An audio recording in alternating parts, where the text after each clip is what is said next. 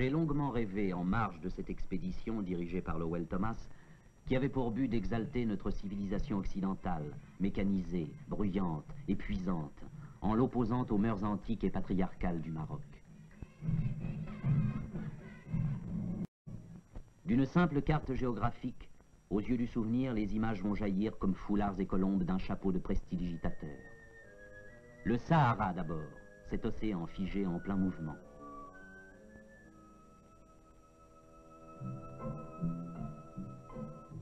Avouerai-je que jamais, devant ces longues, lentes et harmonieuses caravanes, je n'ai eu la nostalgie des avions, des trains, des autos, des cars et des scooters.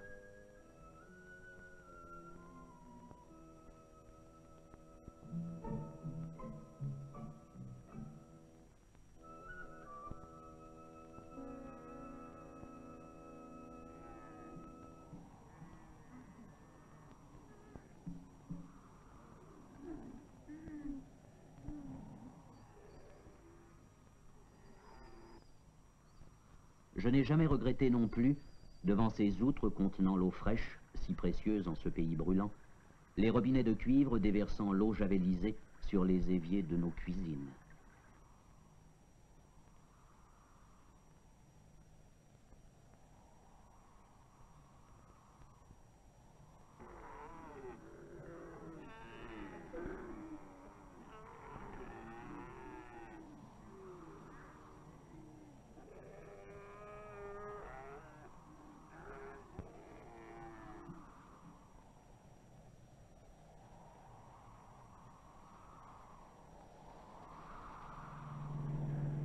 Cette ombre mouvante sur les dunes fauves ne prend-elle pas les proportions d'un symbole?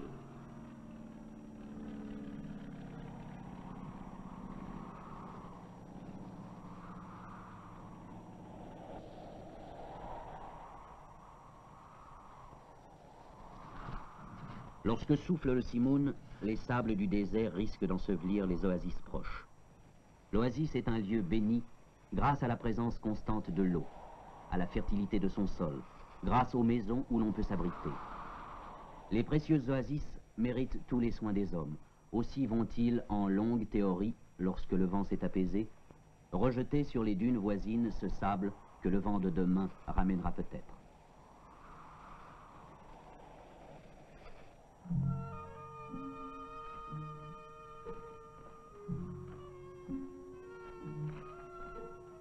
N'est-ce point, accroupi au pied des palmiers dattiers, se nourrissant de ses fruits, rêvant au fil des heures que l'homme pourrait trouver la sagesse, voire le bonheur?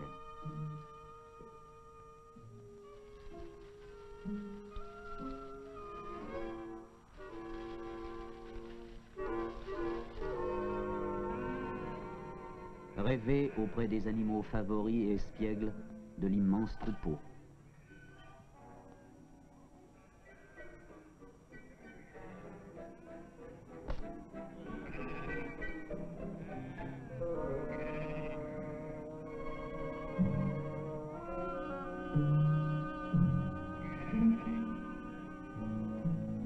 Rêver auprès de cette eau, équitablement répartie entre les hommes de l'oasis.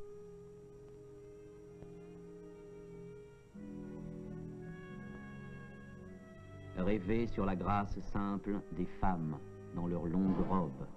Rêver sur l'harmonie de la palmeraie. Rêver, mais trembler aussi en songeant au fléau de ces lieux, la sécheresse. Que l'eau vienne à manquer, et s'en sera fait des palmiers dattiers, aux beaux fruits d'ambre translucides, de l'orge et du maïs, du chant des oiseaux et du murmure ténu des eaux courantes des séguias. Il faudra rassembler bêtes et gens, abandonner les maisons de terre et les coupoles blanches, et partir à la recherche d'un lieu plus accueillant à travers le désert.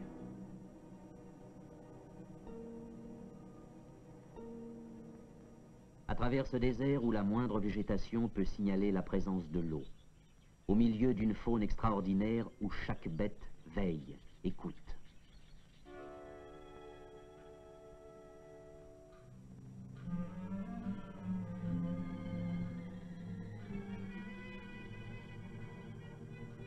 Le serpent se love au plus profond des sables. Il en émerge comme une liane.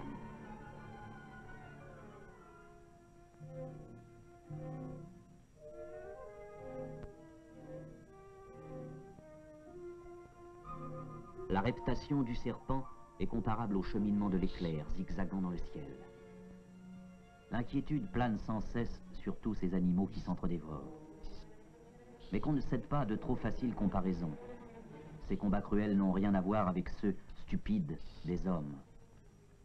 Il ne s'agit point ici de défendre de vulgaires biens temporels ou de fumeuses idéologies, mais bien le principe même de la vie. Chacun se tient sur ses gardes ou attaque pour sauvegarder ou pour maintenir son existence. Et ici, du moins, la loi du plus fort, ou tout au moins de celui qui le paraît, n'est pas toujours la meilleure.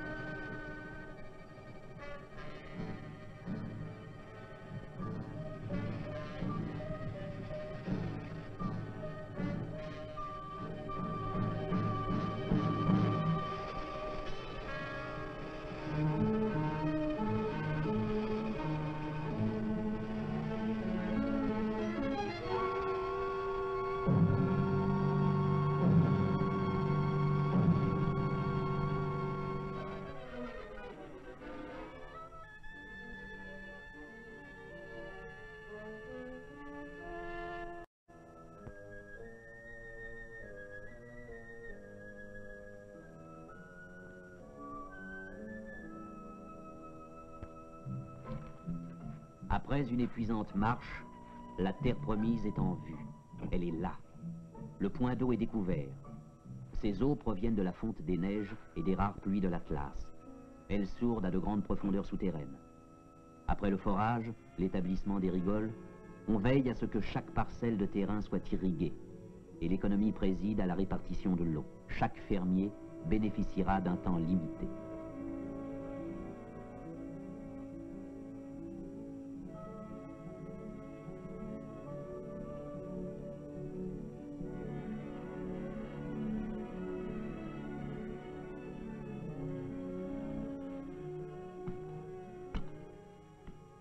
Puis viendra le temps des semailles. Hommes et femmes uniront leurs efforts pour l'enrichissement de ces terres privilégiées. Les moyens sont primitifs. Les mains et les pieds remplacent les instruments agraires.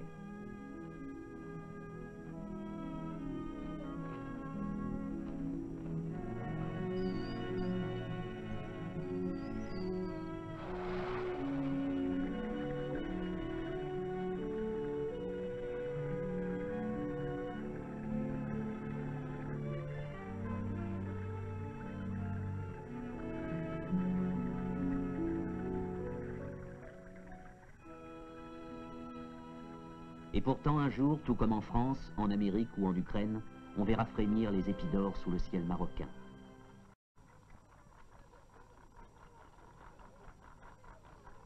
Alors la vie reprendra là comme ailleurs. Les femmes prépareront le couscous avec le froment ou l'orge finement broyé, cuisant à la vapeur d'un bouillon fait de quelques rares légumes et de viande de chèvre dans les jours fastes. Et les enfants s'en régaleront.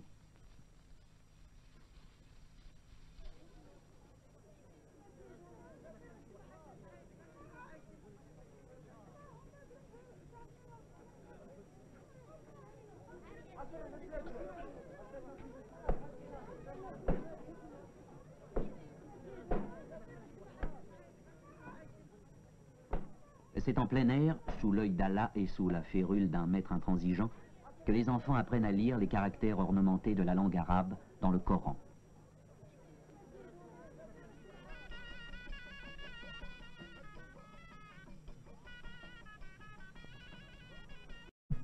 Une babouche sacrée entre les mains d'un marabout devient un moyen d'exorcisation. L'Europe du Moyen-Âge avait des procédés plus cruels.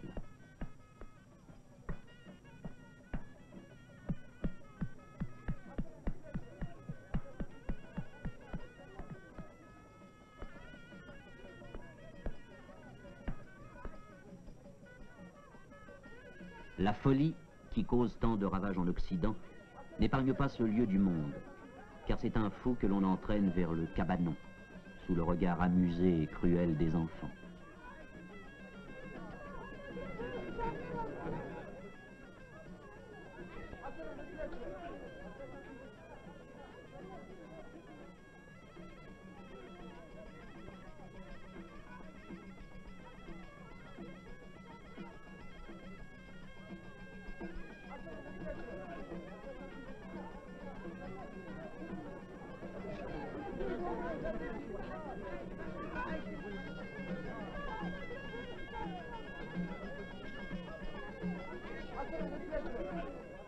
Ces signes cabalistiques dessinés sur les murs auraient, dit-on, un pouvoir magique sur les esprits troublés.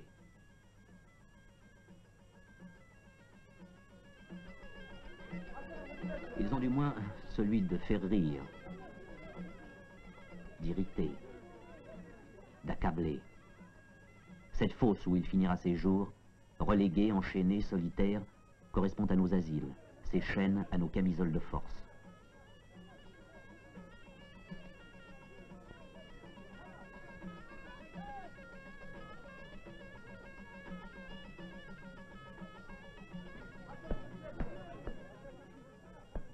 Les mauvais esprits, ceux que nous appelons les complexes, ont pris possession de cette jeune fille. La babouche sacrée agira-t-elle plus efficacement que le psychiatre?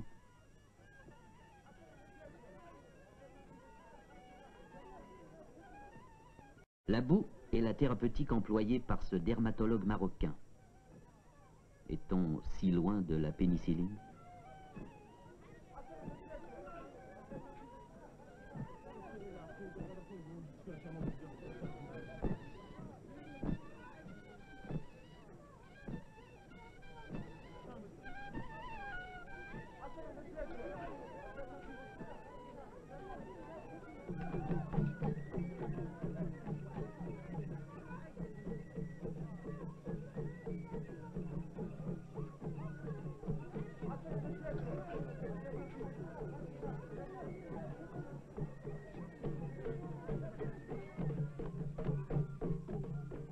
La flore du Maroc est riche, variée, tout comme sa faune. Des pétales de certaines fleurs on tire, en les écrasant, en les malaxant, une huile pour les soins et la beauté de la chevelure.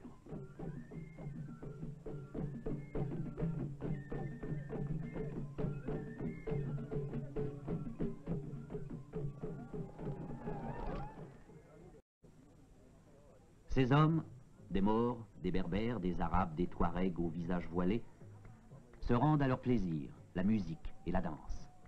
Elles sont leur alcool, leur opium.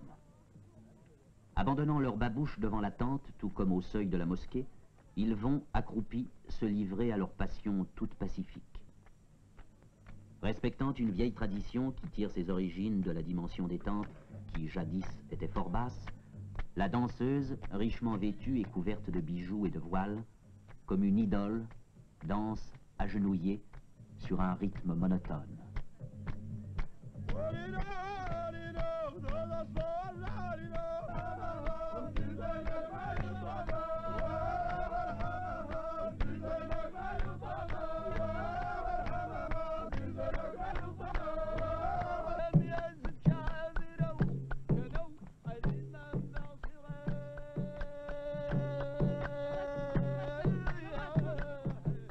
Puis elle se dresse, ivre de musique et de mouvement.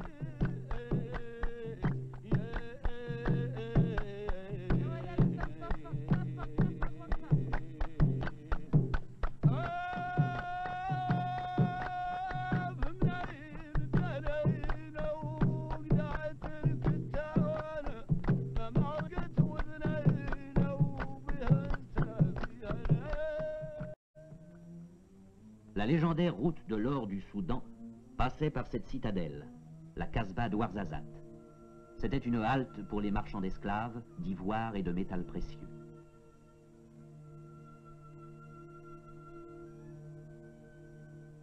La vie ici est celle des grandes cités. Les femmes pilent le froment.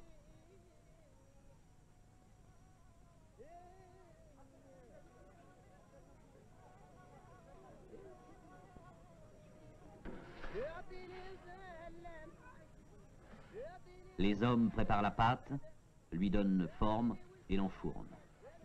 Après le temps de cuisson nécessaire, ils retirent du four des miches rondes et dorées.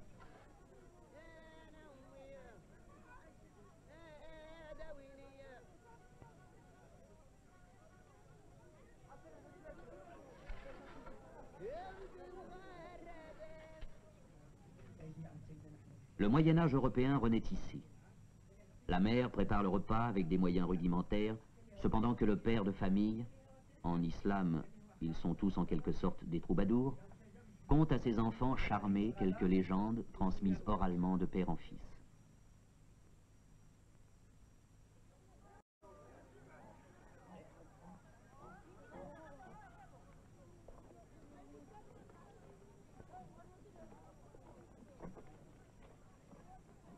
Les potiers de Ouarzazate se rendent régulièrement au marché. Leurs montures chargées du produit de leur travail qu'ils comptent vendre en ce lieu plein de cris, de couleurs et de mouvements.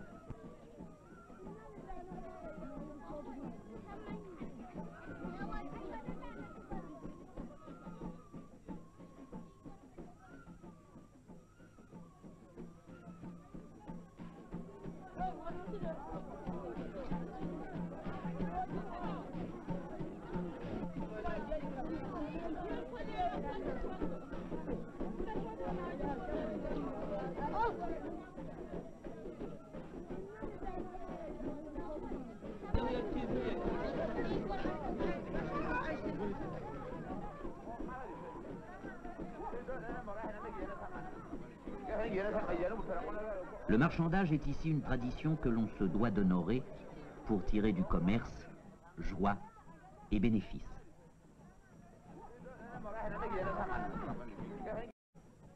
C'est encore à l'époque médiévale européenne qu'il faut se rapporter lorsqu'on veut parler du barbier marocain, car il exerce aussi la chirurgie élémentaire.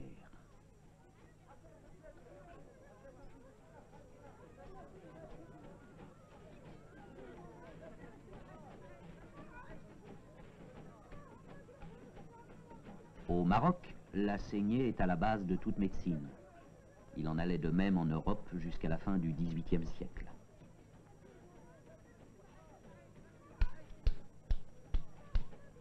Les instruments principaux sont le rasoir,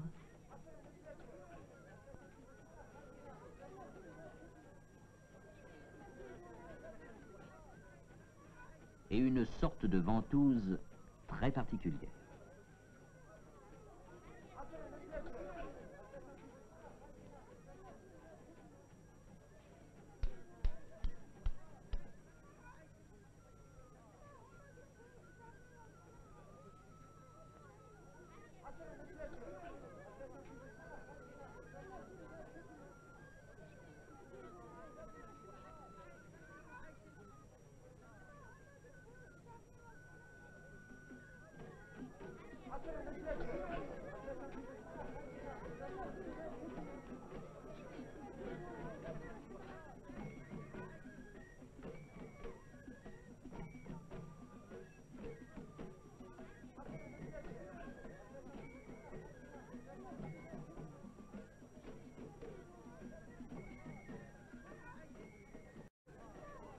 Auprès du barbier, qui est un praticien sérieux, il y a le charlatan. Il décèle les abcès avec la bouche.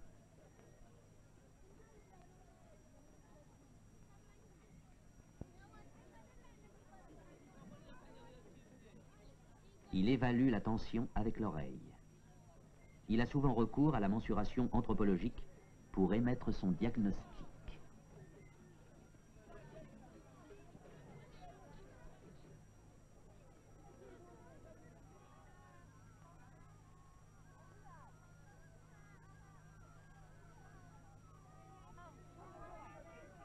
Il prétend tout guérir, depuis les maux d'estomac jusqu'aux maux de dents, mais son art véritable est celui de la parole et de la mise en scène.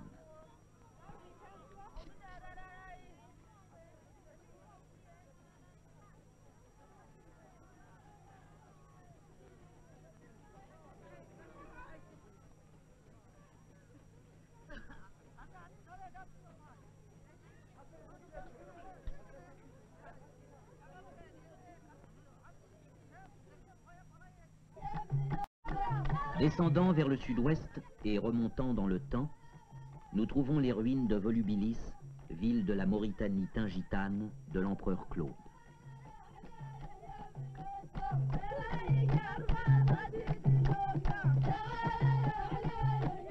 Tout y rappelle la Rome antique.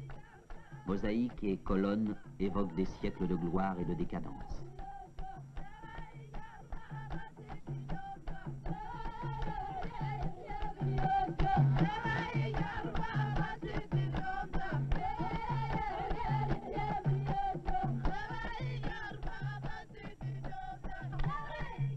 Les indigènes aiment à danser et se promener parmi ces vestiges éloquents.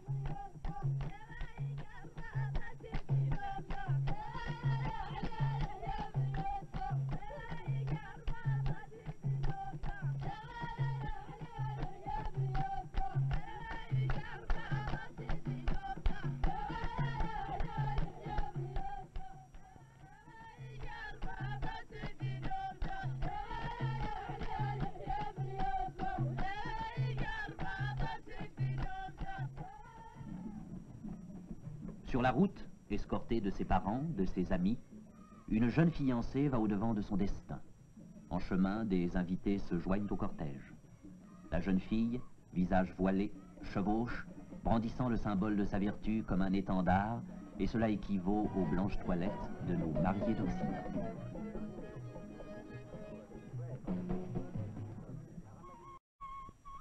Le cortège est aux portes de Marrakech, capitale du Haut-Atlas, ville légendaire, Eldorado des nomades, métropole des 1001 délices ou, comme l'on dit en arabe, perles lancées du sud par-dessus l'Atlas.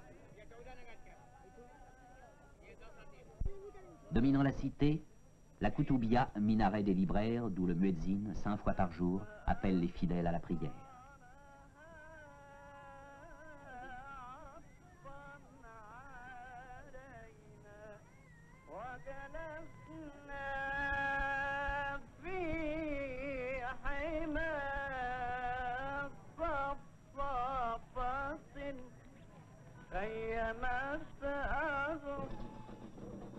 Au cœur de la ville, cette vaste place, le Djemas El Fna, le concours des pénitents.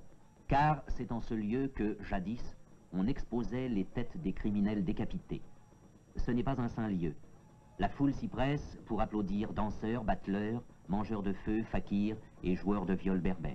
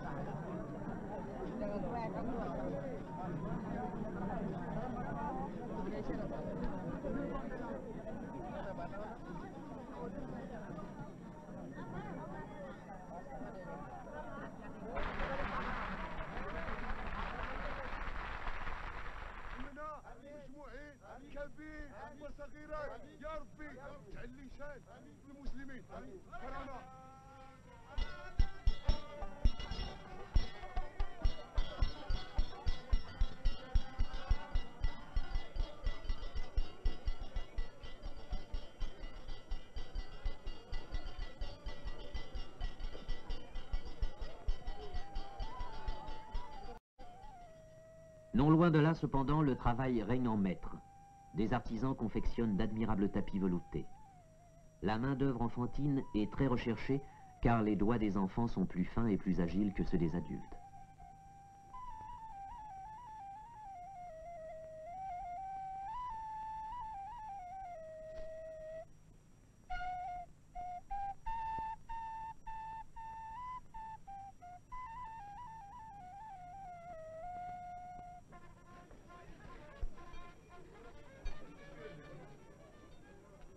Un peu plus loin, c'est le domaine des teinturiers et des tanneurs.